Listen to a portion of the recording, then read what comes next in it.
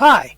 In this tutorial, I am going to expand upon the earlier Properties tutorial, Tutorial 5.2, to describe a few more commonly used object properties.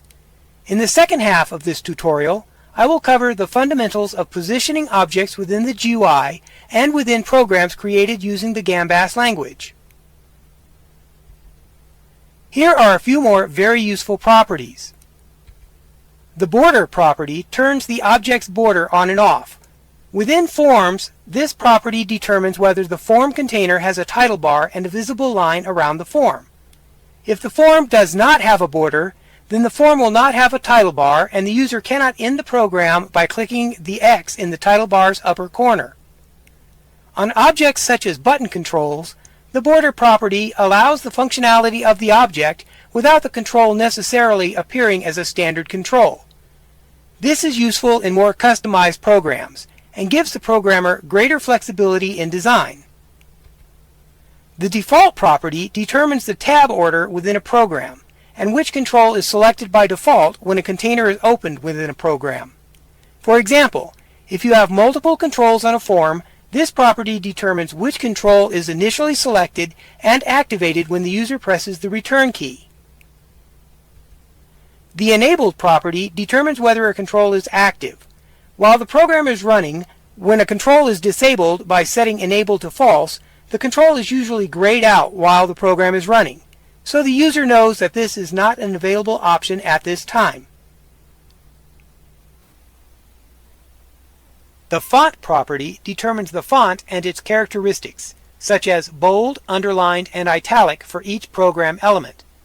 These can be easily set in the IDE at design time using the font attribute Quick buttons on the editing toolbar.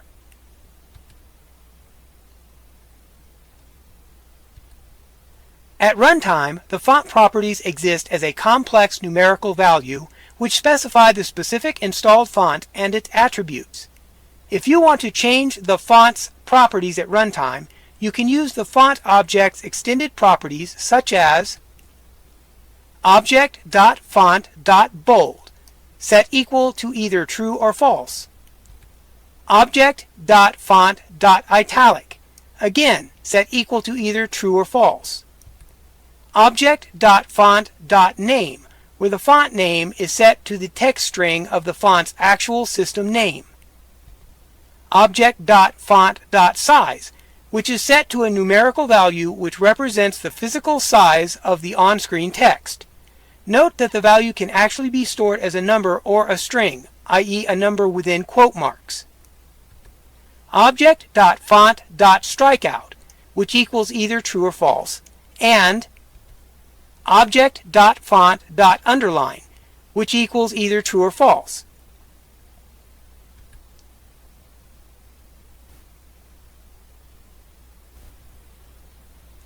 The foreground property sets the foreground color of an object. For example, if a control has text on it, the text will be set to the color specified in the foreground property. The group property relates to events that joins those events to the objects, so that they can be utilized as a group of controls. This is a somewhat more advanced subject that I will cover later in the tutorial series. The height property defines the physical height of an object, container, or control, as measured in pixels. The mouse property defines which mouse pointer is displayed on the screen while the mouse is over a specific program element.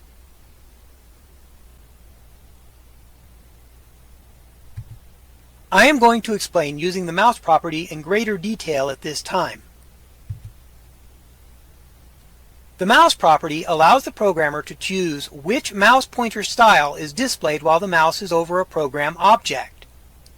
This is done in order to communicate to the user that a specific functionality or program action is available. For example, when a user moves the mouse over a program element such as a button control, the pointer can appear as a pointing hand, or the programmer can set the mouse pointer to be a crosshair while the user is using the mouse within a drawing area on screen. To select a mouse pointer within the IDE, select an object, either a container or control, and click on the field next to the mouse property. This will produce a drop-down menu containing the various mouse pointer options. These selections determine which system mouse pointer is displayed while the program is running and the mouse pointer is over that program object. At design time, GAMBAS automatically sets the mouse pointer to the system defaults for all the object's mouse properties. However, a programmer can reset the mouse pointers for each object within the program. Now I am going to quickly cover some of the useful mouse pointers. By selecting default as the mouse property, the programmer can allow the operating system to manage the mouse pointers. This is usually the arrow pointer for most functionality. However, if the arrow pointer isn't the mouse pointer displayed by the system, or the programmer wishes to override the mouse pointer chosen by the system, the mouse pointer can be specifically set to display the arrow pointer while it is over a specific program object. Another useful pointer is the crosshair pointer. This is useful when a degree of precision is required or when a specific operation needs to be indicated to the program's user, such as when drawing or the user is selecting a precise area on the screen. Using the mouse to select and change areas of the screen will be a separate subject within the GAMBAS tutorial series. Next is the wait pointer. Commonly, this mouse pointer is animated. The wait pointer is used to denote that something is not quite ready. The operating system's wait pointer is triggered when the OS determines that some system resource is in use and the user must wait. However, the OS may not know that a specific program is still internally performing some action, although the system itself still has free resources. Therefore, the program can set the mouse pointer to the wait pointer while the mouse is within the screen area being used by the program. This is done to notify the user that the program is still working on some internal task.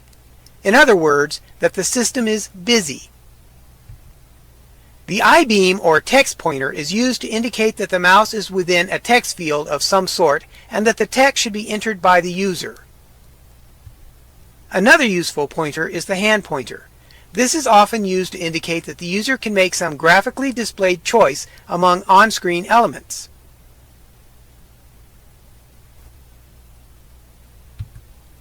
That concludes the overview of the mouse property, except to add that program objects can be stacked on objects. So if there is a button on a form, for example, while the mouse is over the form, the pointer chosen by the programmer for the form is displayed. But when the mouse is moved over the button on the form, the mouse pointer will change to the mouse pointer specified in the button's mouse property. This is consistent across GUI programs. The foremost object under the mouse is considered to be the currently active control. The picture property allows the programmer to display an image on a control. The resizable property determines whether a program object can be dynamically resized by the user while the program is running. This refers to the GUI functionality, primarily applied to forms. The tooltip property allows the programmer to define what help text appears as a pop-up when the user hovers over a program element, such as the form, buttons, slider controls, etc. The transparent property applies to forms and allows the form to be made transparent so that only the controls on the form can be seen. In conjunction with setting the border property to false, one application of this can be to create unique and layered GUI structures. The visible property acts to immediately hide or display individual program elements within a running program. The width property sets the horizontal size of a container or control. This can be useful to set element sizes when the program launches or while the program is running. This can be used to dynamically create effects or to change the program's user interface. The X property sets the location of the program element's leftmost edge. And the Y property sets the location of the program element's topmost position. The positioning of a program element is based upon the origin and starting coordinate. When combined with the height and width properties, the program element's location and size can be defined or changed as necessary.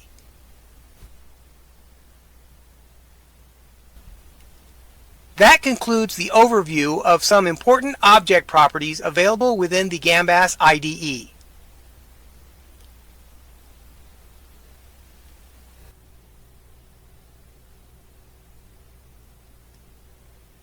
Now I will be describing the fundamentals of positioning objects using the coordinate system within the GUI and the GAMBAS language.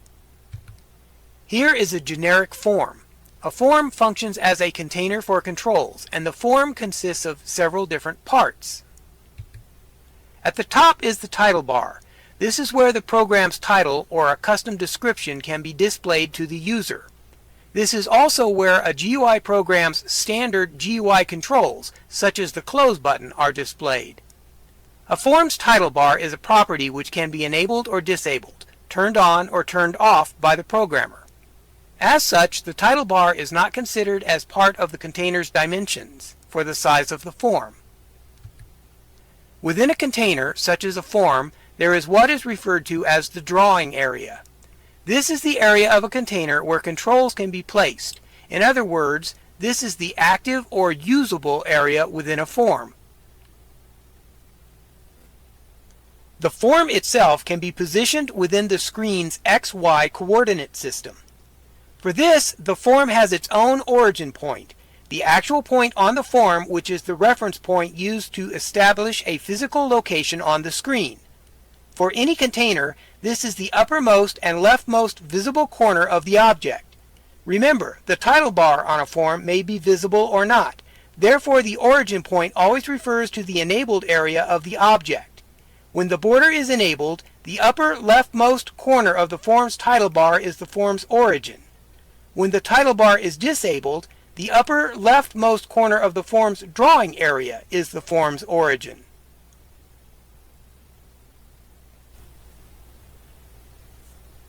For this example, the form's dimensions have been set to 500 by 200. As with most coordinate systems, width is the horizontal dimension or x value, and height is the vertical dimension or y value. Here the width has been set to 500 and the form's height has been set to 200. The size of the form actually refers to the drawing area or usable area of the form, not including the title bar. Although when positioning the form on screen, if the form's title bar is present, the form's x and y coordinate for positioning the form do include the title bar.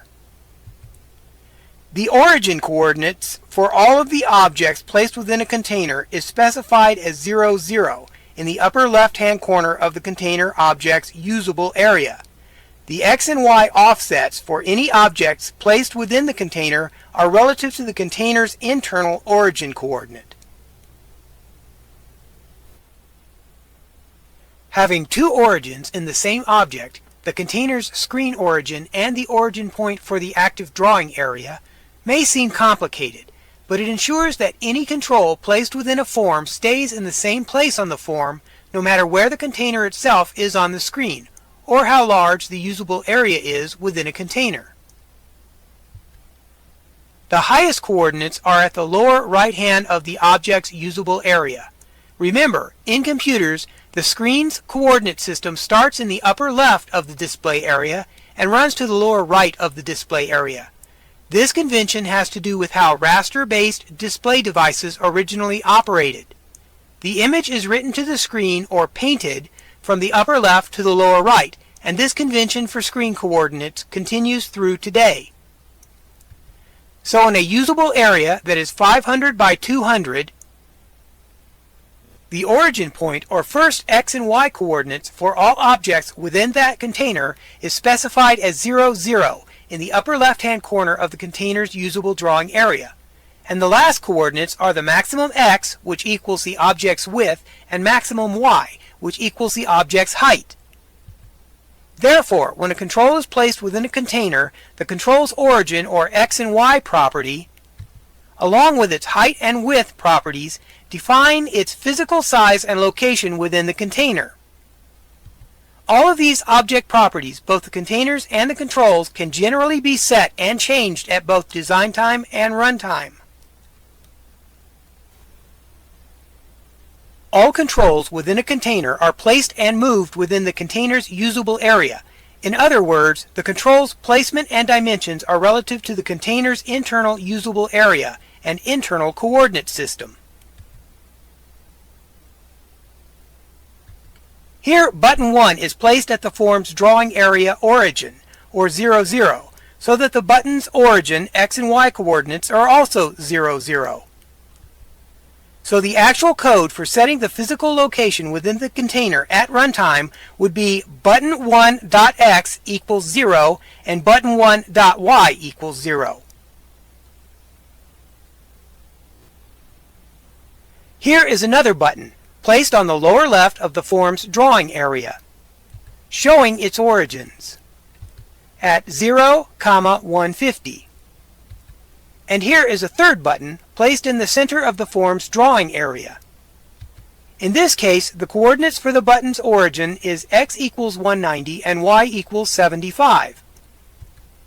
Remember that those coordinates are relative to the containers, in this case the form's drawing area origin. Normally, a high level of precision is not needed for most simple program user interfaces. However, in more sophisticated programs, such as more complex or dynamically changing user interfaces, locations for the elements can be determined mathematically. In programming, a step-by-step set of program instructions which solves a general problem is called an algorithm. This is an example of a generalized algorithm to determine the exact center position for a control's origin within a form. The code subtracts the object's width from the container's width, in this case 500 minus 120, and then divides the container's width by 2 to find the coordinate which will center the object horizontally, which in our case becomes the x-origin coordinate for the button. The next line of code does the same with the height properties. So the container's height minus the control's height divided by 2 is the vertical point which will vertically center the object in the container. This becomes the y-origin coordinate for the button. In our example, the form is 500 by 200, and the button control is 120 by 50. So, to center the button on the form, the button's origin coordinates, or x and y values, must be 190, 75, and we can set those properties through basic code at runtime. Remember, since an object's properties can be read as well as set, the position properties of the various program elements can also be used to calculate and set the various objects' positions dynamically at runtime. This is accomplished using the actual object property code designations for in-code runtime calculations within the program's code, rather than manually pre-calculating and specifying the values at design time. This can make a program much more flexible, though it does mean that a greater degree of planning and testing may be necessary to ensure a reliable and consistent program.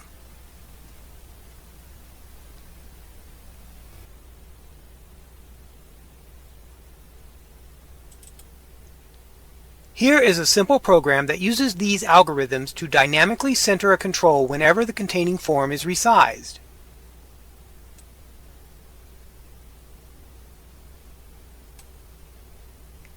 As you can see, this form allows the user to resize it while the program is running, and recenters the button control within the form regardless of the form's size. For the purposes of demonstration, this program example also shows the center lines of the form in relation to the button. This program consists of a form, a button, and 2 label controls. The button and label's properties adjust if the user changes the size of the program form while the program is running. This program relies on 2 elements of object-oriented GUI-based programming. First is the event, which runs code when an event or change occurs. And the second element is the ability to read and set program component properties at runtime. If a form's resize property is set to true, then the form can be resized by the user at runtime.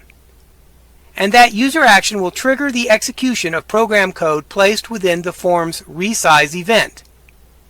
In this case, based upon the new size properties of the program's form, the size and placement properties for the labels and the button will be recalculated by program code, and then applied to the controls while the program is running.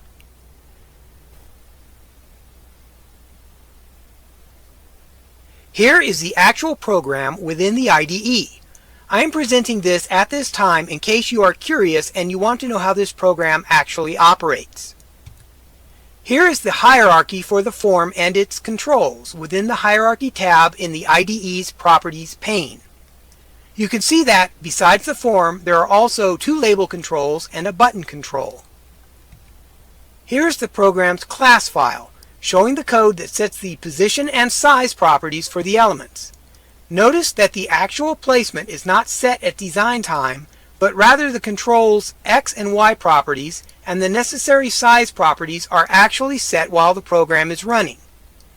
The class code consists of 3 elements: the form open event, the form resize event, and the button click event.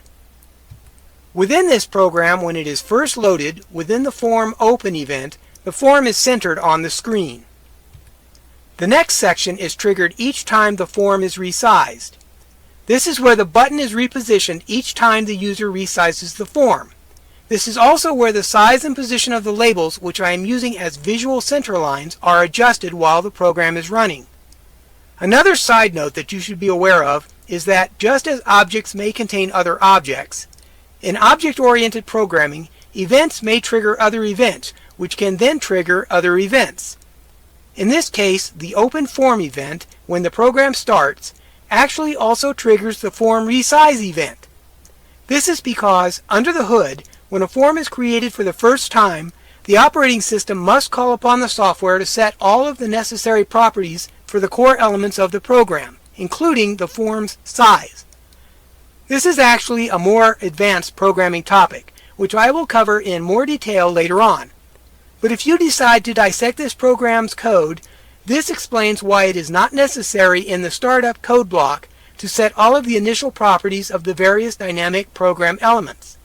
So when the program initially loads and the form is created at runtime, the code in the form's resize event is also called and sets all of the necessary properties at that time. And finally, the last section of code is triggered when the button is clicked. In this program, clicking the button simply ends the program.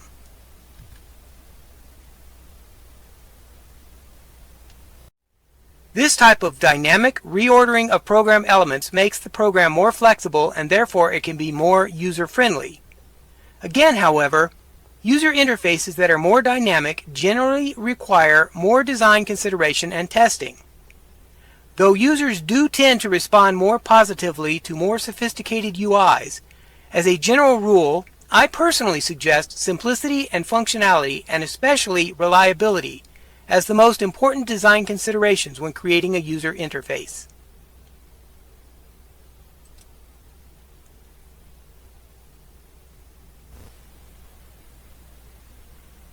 In the next tutorial, Tutorial 5.5, I will wrap up the button and object experiment program with a few more tweaks, modifications, and a little code to demonstrate a few more program and programming principles. Now that we have created and practiced modifying GAMBAS programs within the IDE and covered so many of the fundamental GAMBAS and general GUI programming principles, in future tutorials I will be concentrating on creating small programs using the various object controls, and I will begin discussing basic language programming itself in greater detail.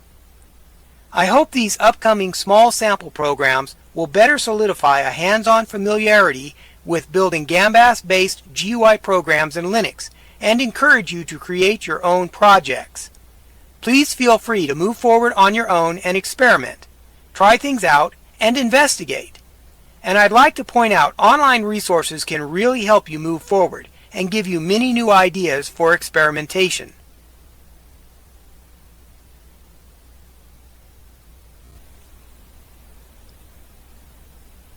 Again, thanks for taking a look at these videos and joining me as I explore the GAMBAS language and making these videos. I hope you find them useful.